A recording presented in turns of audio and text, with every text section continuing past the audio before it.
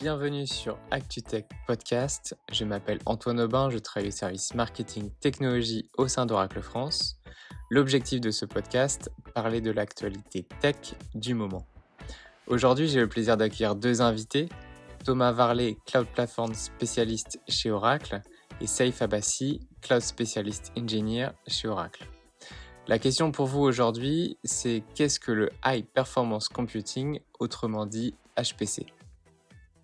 Merci Antoine et bienvenue à Thomas. Je vais te laisser te présenter dans 2 secondes. Je voulais avant tout te remercier pour ton temps et pour ta disponibilité. Le sujet d'aujourd'hui est un sujet qu'on entend assez fréquemment, HPC. Derrière cet acronyme barbare, il y a certainement des choses intéressantes à raconter. Donc, je t'en prie, vas-y, présente-toi. Bonjour, salut Saïf, merci de m'accueillir dans ton podcast. Donc, je m'appelle Thomas Varlet, je suis architecte cloud chez Oracle. Et effectivement, ça fait un certain nombre d'années que je travaille sur le domaine du HPC et le domaine du cloud. Et donc, effectivement, maintenant, je m'occupe des sujets OCI chez Oracle. Merci pour ton temps et merci pour ta disponibilité aujourd'hui. Alors, on va parler d'HPC, de grid computing. Je ne sais pas si c'est le même terme ou pas. Je vais te poser aujourd'hui des questions vraiment très, très basiques. Déjà, lorsqu'on entend HPC, ça veut dire quoi pour quelqu'un qui ne s'y connaît pas? C'est quoi le HPC? Donc, le HPC, c'est déjà effectivement un acronyme un peu barbare pour le High Performance Computing. Il y a un certain nombre d'années, on parlait de supercalculateurs. Il y a plein de termes qui se tournent autour du HPC. Donc, suivant les domaines, suivant les technologies utilisées, on pourra parler j'ai dit de supercalculateurs. Il y a dans les années 70-80, on parlait de supercalculateurs. Maintenant, on a plutôt tendance de parler à cluster de calcul. Et puis, si on travaille, les gens qui travaillent dans les banques, dans les assurances, ont plutôt tendance à parler de grid computing ou de big compute, qui est un domaine qui essaie de regrouper tous ces éléments. L'idée étant plutôt simple, en fait, c'est un certain nombre d'éléments logiciels, d'outils et hardware pour fournir des moyens de simulation à des ingénieurs, à des quants, à des scientifiques. Est-ce que mon ordinateur, mon serveur, j'ai un i5 là, et j'ai 16 Go de RAM, est-ce qu'on peut faire du high performance computing avec ça? Est-ce que ça rentre dans le cadre du high performance computing? Alors, ça pourrait. Ton laptop pourrait être membre d'une grille de calcul qui fournirait des moyens de simulation. Il y a un exemple qui date des années 80, je crois, qui s'appelle SETI Atom. Pour les moins jeunes d'entre vous qui nous écoutez, peut-être vous vous rappelez de cette espèce d'économisateur d'écran qu'à une époque, tout le monde installait sur son PC pour essayer de découvrir si dans les signaux qui avaient été récupérés par je ne sais plus quelle antenne, il y avait des éléments extraterrestres. Ça, c'était du grid computing, donc on peut dire effectivement que c'était du HPC. Donc, si je comprends bien, si je résume bien, le high performance computing, c'est le fait de faire des traitements sur une entité de traitement assez énorme qui va permettre de faire des calculs importants rapidement. Est-ce que l'axe-temps est important? Est-ce que lorsque je fais du high performance computing, je dois avoir le résultat immédiatement ou est-ce que c'est quelque chose qui peut prendre des jours pour tourner? Les deux. Si tu es un trader qui doit prendre une position sur le marché, tu dois avoir le temps très rapidement, parce que si tu arrives à prendre une position sur un marché d'action 1 seconde avant tes concurrents, bah, tu peux gagner beaucoup d'argent. Si tu es un scientifique qui essaye de faire la prochaine Formule 1, tiens, ce qui t'importe, c'est d'avoir un résultat dans des temps acceptables. Sachant que le problème que tu vas modéliser est extrêmement complexe. C'est ce qu'on appelle de la mécanique des fluides. Ça peut être des traitements qui peuvent être très très longs. Moi, j'ai souvenir de traitements qui avaient été faits avec des gros pétroliers. Le traitement avait duré 2 semaines sur 256 processeurs il y a maintenant 10 ans. Ok. Moi, j'allais te poser la question, qu'est-ce qui m'empêche de prendre un serveur dans le cloud et commencer à faire du HPC? Je pense que j'ai la réponse dans ton explication. Là, typiquement, ton use case, il y avait 256 processeurs. Donc, lorsqu'on parle HPC, ça se compte en centaines, et le nombre de processeurs et en terrain, peut-être la taille de la RAM nécessaire. C'est un peu là la limite entre du computing normal et du high performance computing. Parce que, Alors, on aura tendance à parler en nombre de processeurs.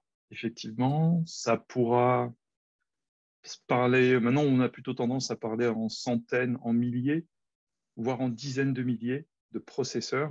Il y a une unité qui est communément admise, que tous les gens utilisent.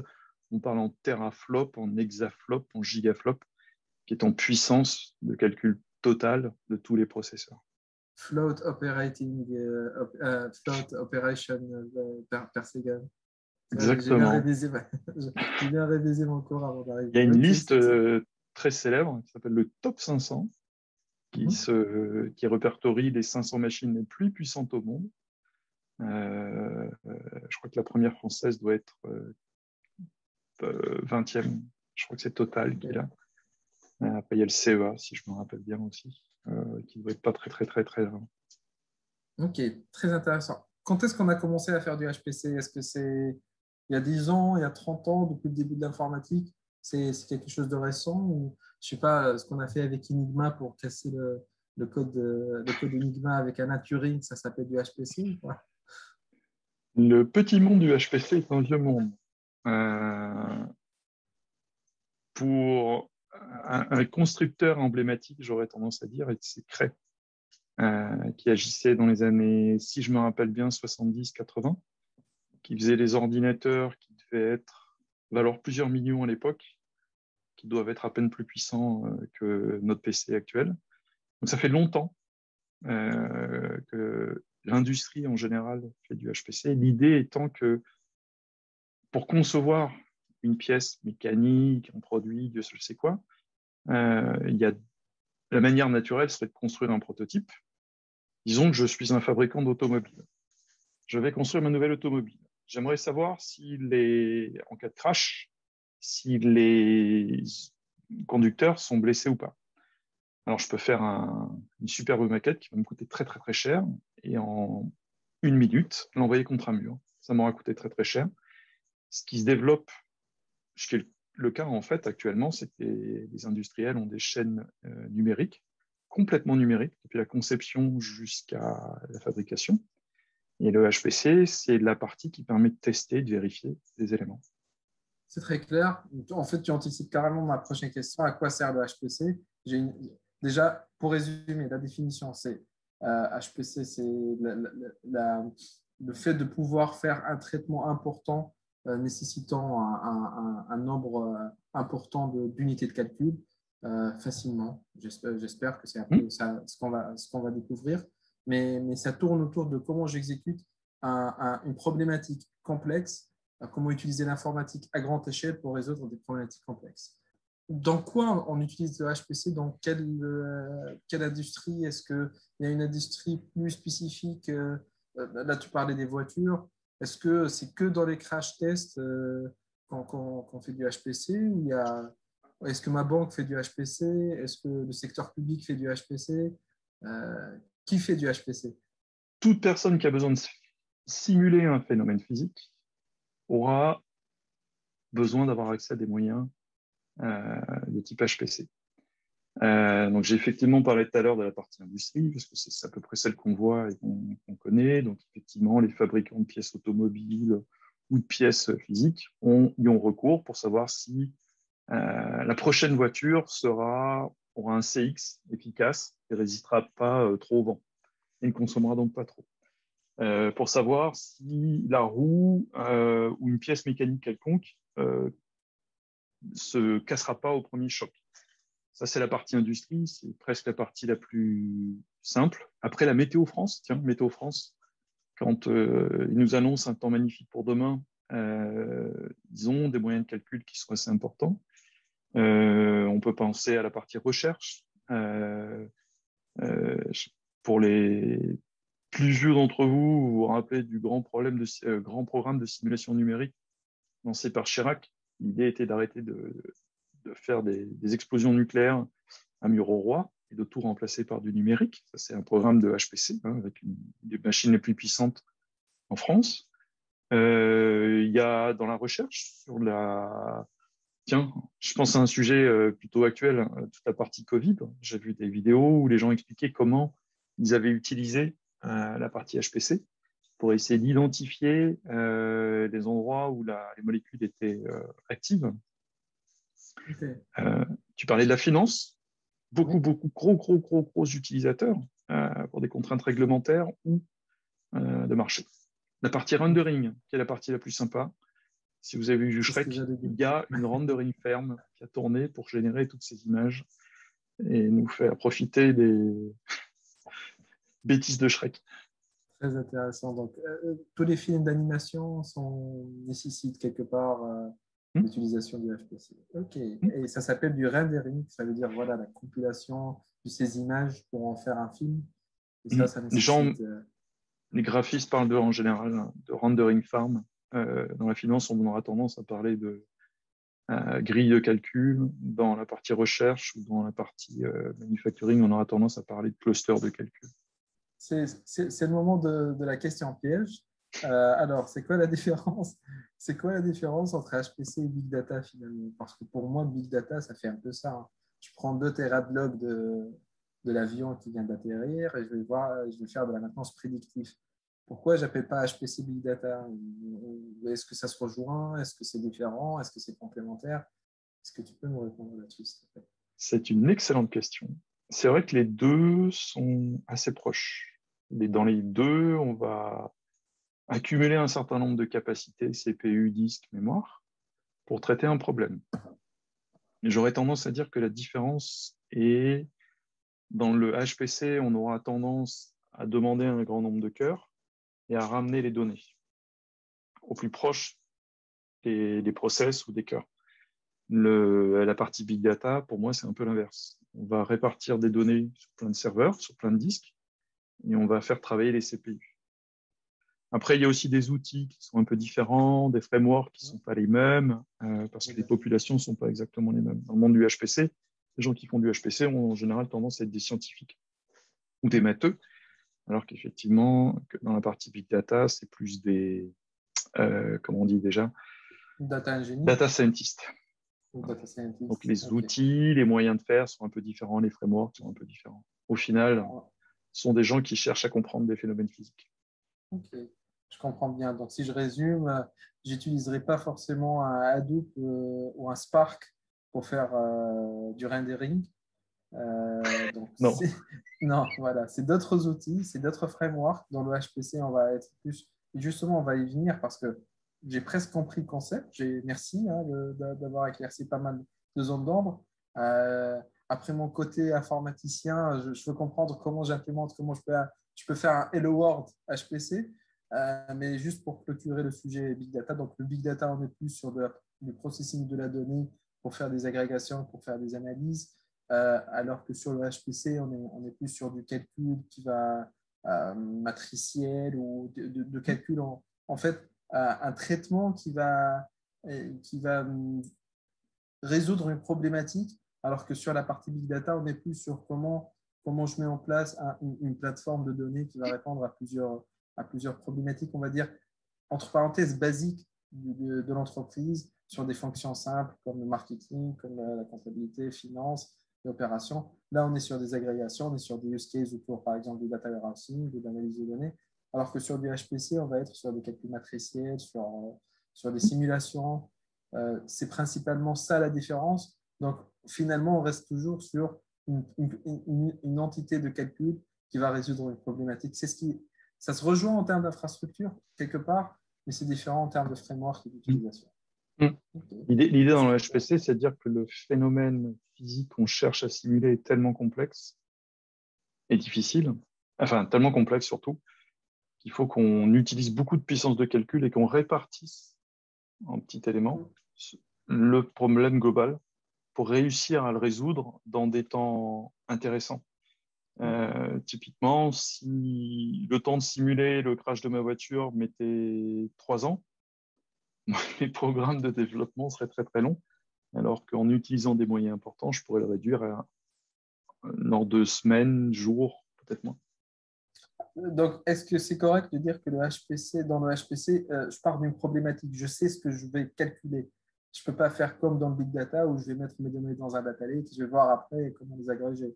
Lorsque je fais du HPC, j'ai déjà voilà, une problématique à résoudre et je fais tourner ce workload pour répondre à une question précise parce que je vais engager 120 000 processeurs. Ça va me coûter beaucoup d'argent. Je ne peux pas genre lancer et voir le résultat après. Donc, tu sais ce que tu cherches, tu ne sais pas forcément le résultat. oui, ok. Tu vas voir si la pièce se casse, si elle ne se casse pas, si elle est suffisamment résistante, enfin, ce genre de choses. Okay. Quoi. Est-ce que tu vas être bénéficiaire sur tes investissements? Voilà.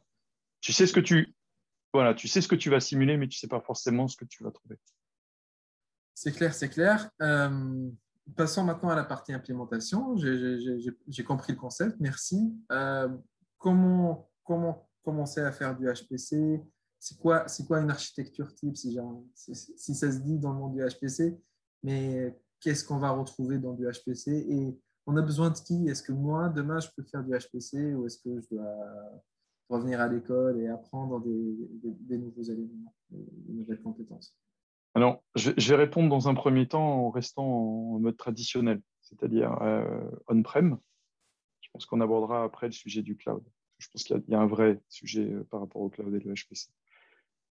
Disons que on-prem, je vais prendre un paquet de serveurs, une pile de serveurs que j'aurais commandé, et je vais prendre un paquet de logiciels. Je vais donc racker tous ces éléments, les interconnecter, installer un OS, très souvent Linux, rajouter un middleware qui va me permettre d'opérer et de gérer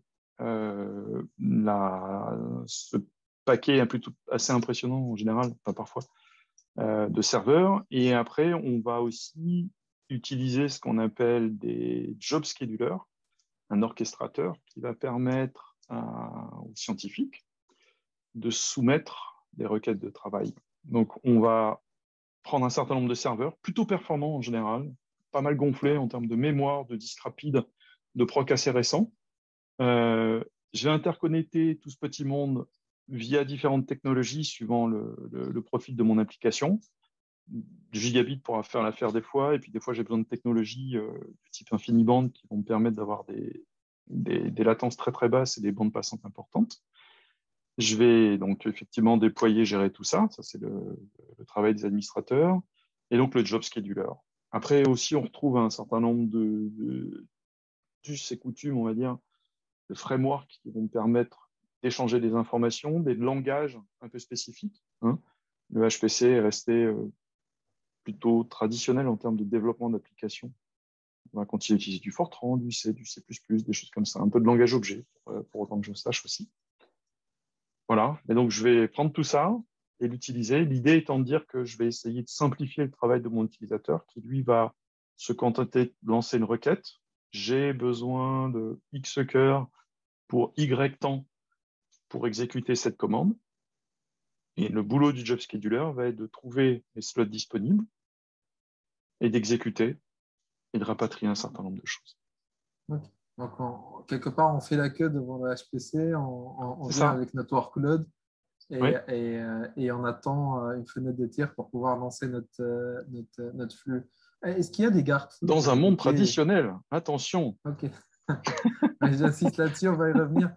Et du coup, qu'est-ce qui empêche déjà, comment je sais combien de temps ou combien de puissance de calcul a besoin mon programme?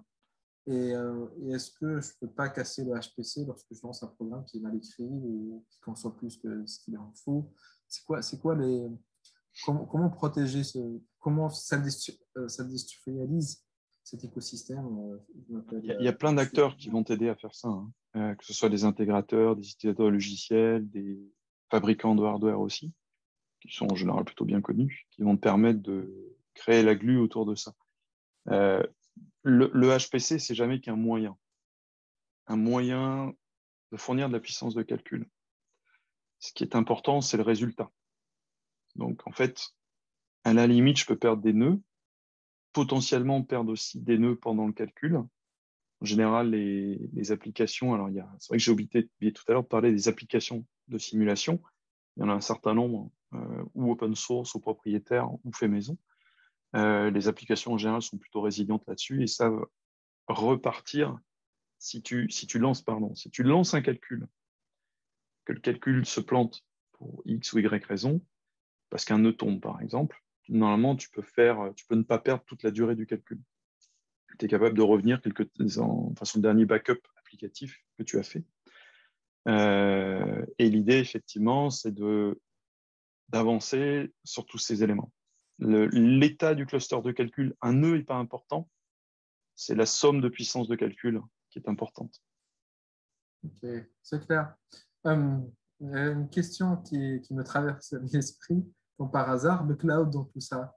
Alors, le cloud, Ouais, pourquoi ai-je à gérer une puissance de calcul limitée alors que le cloud va me permettre potentiellement d'avoir plus de puissance? Pourquoi déjà je fais du on-prem, du HPC on-prem? Et c'est quoi l'apport du cloud dans le contexte du HPC? Voilà, la question. alors, ça fait plusieurs années que je travaille dans le monde du cloud, 6 ou 7 ans maintenant, et un certain nombre d'années là-dessus, sur la partie HPC, effectivement. Je pense que c'est le plus bel outil que j'ai vu jusqu'à maintenant. Je travaillais pour des fabricants de hardware, j'ai adoré travailler sur des systèmes Unix, puis j'ai adoré travailler sur des systèmes Linux, j'ai adoré travailler sur des systèmes Windows, mais ça restait des déclinaisons, des nuances de gris à mon goût. Le cloud, pour le HPC, c'est un outil formidable. Le HPC, un utilisateur de HPC a toujours des besoins. Ces besoins vont croître par définition. Et en général, c'est des besoins importants. Le cloud, qu'est-ce que c'est à part un automate fabuleux, gigantesque, qui sait te fournir autant de puissance de calcul au moment où tu veux. Admettons que tu sois un ingénieur d'une écurie de Formule 1, que tu as besoin de voir si la nouvelle voiture... Hein? J'aurais bien aimé. Tu aurais bien aimé. Tu aimerais savoir si la nouvelle voiture, pour régler, on va dire, l'aileron, bon, bref, tu as besoin de calcul. Admettons que tu as une ferme de calcul, un cluster de calcul, sur lequel tournent des calculs. Il va falloir que tu attendes. Ben, le cloud, il est là. C'est-à-dire que lui, il est capable de te fournir exactement ce dont tu as besoin, dans des durées de temps extrêmement rapides. On parle en général d'une durée en minutes, pour un déploiement complet, pour la durée de ton besoin. Donc, la bonne configuration au moment où tu en as besoin, c'est exactement ce que sait faire le cloud. Et en plus, je n'ai pas besoin d'attendre. Je l'ai au moment où j'en ai besoin. Ok, donc, est-ce que là, ce que tu me dis, c'est que je peux appliquer les grands concepts du cloud qui sont l'élasticité, la scalabilité et le pay as you go au monde du HPC? Je peux Complètement. avoir mon cluster quand je veux, il peut scaler selon mon besoin. Cette puissance de calcul, elle est disponible, le côté élastique, très rapidement. Tu parlais de minutes. Et une fois que j'ai terminé mon traitement, bah, je ne paye plus. J'éteins mon cluster Exactement. ou il disparaît. Moi, j'ai déjà travaillé sur un certain nombre de scénarios ou avec des workloads qui étaient plutôt en forme de burst, avec des pics réguliers à des moments donnés, des contraintes réglementaires, parfaitement adaptés pour ça. Est-ce que je vais dimensionner et immobiliser du hardware pour être capable de fournir plusieurs milliers de procs une fois tous les trimestres? Moi, je pense que non, ce n'est pas nécessaire. Il faut que je travaille sur le moyen et gérer les pics via le cloud. Ou alors, être capable de gérer des débordements de l'hybride, donc complémenter mon cluster on-prem avec la puissance de calcul additionnelle quand j'en ai besoin, suivant un certain nombre de critères. Et ce débordement, il peut être hybride ou multi-cloud, je suppose. Il peut être hybride, il peut être multi-cloud. Mais très sincèrement, je pense effectivement que la partie cloud, c'est les gens qui font du HPC ont besoin de CPU. Et le cloud, c'est un automate qui sait fournir du CPU, de la puissance à la demande. C'est absolument totalement bluffant et absolument totalement génial pour ça. Ok, c'est un entrepôt de CPU dans lequel je peux aller. Exactement. Voilà. Ok, ça t'aurait pas échappé qu'on a un cloud chez Oracle, Oracle Cloud Infrastructure, comme le HPC c'est un acronyme, on a un acronyme aussi pour Oracle Cloud Infrastructure qui est OCI, et que notre cloud est en train de plus en plus de rajouter de nouveaux services. Donc, je pense que l'audience nous connaît par rapport à nos services de base de données, de middleware. Mais si j'ai bien compris, on a aussi des capacités HPC dans le cadre de notre infrastructure as a service disponible dans OCI. Est-ce bien ça? Ouais, je pense qu'on a des vrais moyens. Enfin, un truc qui me bluffe beaucoup chez OCI, c'est qu'il y a un vrai focus sur la performance. Je ne sais pas exactement d'où ça vient, ça fait que 3 mois que je suis là. Je pense qu'il y a un vrai besoin autour de la base, la performance, de l'IO, etc. Le HPC n'est pas très loin de ça. Il y a un vrai besoin en termes de performance, d'être au plus près du hardware. Et c'est vrai que, par exemple, on sait fournir du bare metal. Et il y a aussi effectivement des vraies capacités qui ont été pensées exprès pour du HPC. On a des serveurs, effectivement, des instances dites BM HPC ou VM HPC, des shapes prévues, pensées, faites pour le HPC. Après, il y a aussi la partie GPU, c'est vrai, qui peut être importante dans le HPC. Donc, au-delà de notre capacité à fournir de la puissance de calcul à la demande, on a aussi la capacité de la fournir à un niveau de performance attendu. C'est-à-dire que quand les ingénieurs de simulation, enfin des ingénieurs en calcul numérique, ce genre de choses, utilisent des logiciels qui valent cher, s'ils utilisent sur du hardware qui est un peu poussif, l'usage des licences qu'ils peuvent avoir n'est pas terrible et on peut perdre du temps. Et effectivement, dans OCI, on a les bons réseaux, la bonne config, parce qu'on s'est présenté aussi bien en hardware, en bare metal qu'en machine virtuelle. On a vraiment tout ce qu'il faut, en fait. On a vraiment tout ce qu'il faut, avec un niveau d'automatisation qui est dingue. J'ai envie de rajouter quelques éléments qui me tiennent à cœur aussi. C'est la complémentarité de la partie HPC quelque part avec ce qu'on peut faire sur la partie data, sur la plateforme de données. Là, je vais m'aventurer dans ton terrain, n'hésite pas à me corriger, mais en gros, je peux imaginer que sur du HPC, je peux faire du deep learning, je peux faire tourner des use cases autour du machine learning qui nécessite énormément de calculs et utiliser après ces données-là en collaboration avec ce que j'ai dans mon data lake sur OCI ou ce que j'ai dans ma base Autonomous Database pour pour rejoindre ces deux mondes-là, ce monde de calcul poussé qui est le HPC et le monde des plateformes de données qu'on a aussi dans OCI. Donc, ces deux mondes-là se rapprochent et pour avoir un impact business, on peut aussi même se projeter dans nos applications business qui vont pouvoir utiliser aussi nos applications business cloud, que ce soit en mode lift and shift ou sous forme de SaaS, qui vont être interconnectés avec ce monde-là et avoir tout cet écosystème autour du HPC pour le transformer de cette machine à faire des calculs à quelque chose qui peut avoir un impact business de bout en bout. Okay. J'ai souvenir de discussions avec des collègues dans une vie précédente où on parlait effectivement de recoupement, convergence entre tous ces éléments. Il y a un vrai sujet. Merci Thomas pour toutes ces réponses. C'est très clair pour moi. Il est temps de conclure. J'ai deux petites questions pour la partie conclusion. Comment tu vois le futur du HPC? Et concrètement, est-ce qu'on a des cas d'utilisation que tu es en train de faire ou que tu as vu chez Oracle autour du HPC? Alors, le futur, le truc qui excite tout le monde, entre guillemets, c'est l'ordinateur quantique.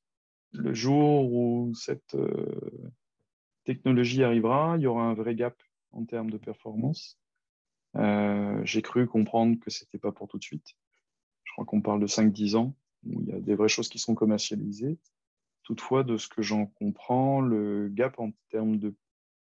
Il y a un vrai gap en termes de technologie, de complexité aussi, ne serait-ce qu'en partie programmation. Mais en termes de puissance, ça permettra de faire des trucs assez impressionnants. Et de ce que j'ai compris, un des cas d'usage est effectivement la partie simulation, potentiellement. Simulation, sécurité. Après, qu'est-ce que j'ai vu de bien chez Oracle? J'ai vu OCI, j'adore. J'ai vu OCI. Non, mais plus sérieusement, effectivement, on commence à avoir des belles références. Un constructeur Nissan. Je crois qu'il y a des choses intéressantes qui se passent du côté de UK ou d'Angleterre dans le secteur d'éducation. En termes de références réelles qui tournent, qui utilisent, on travaille aussi actuellement sur un certain nombre de sujets là-dessus, dans divers domaines, finance, industrie, recherche. Oui, on me signale dans le micro que la régie a une question pour toi, Thomas. Merci, Saïf. Oui, donc moi j'ai une question parce on a récemment appris le partenariat entre Red Bull Racing Honda et Oracle en Formule 1. Donc Red Bull Racing Honda a annoncé avoir choisi Oracle Cloud Infrastructure. Et moi, la question que je me posais, c'est en quoi des technologies comme HPC sur le cloud Oracle peut jouer sur la performance d'une écurie de Formule 1. Oh, c'est une bonne question, ça. Alors, je crois que cette référence est plutôt récente, hein. Mais j'imagine qu'effectivement, ça doit servir ou dans l'analyse de données, ou dans la conception des voitures de course, des pièces. Je sais qu'il y a beaucoup de mécanique des fluides dans la partie Formule 1, dans la partie conception, parce que ces machins-là, c'est tout léger, mais il faut que ce soit résistant. Donc, je pense que c'est un peu au cœur de la conception. Il faudra peut-être suivre sur le prochain Grand Prix, si on a encore. Oui, il doit y en avoir encore. Savoir s'ils sont gagnants. La saison vient de commencer. Voilà. Ok. Merci Thomas, merci Antoine. Merci messieurs. J'espère que ce podcast vous a plu. N'hésitez pas à liker, à partager et à nous donner votre avis. Nous aurons le plaisir avec Saïf et Thomas de vous répondre et d'échanger avec vous. Ce podcast ActuTech est fini. Je vous donne rendez-vous pour le prochain épisode. Je vous souhaite à tous une très bonne journée. Merci.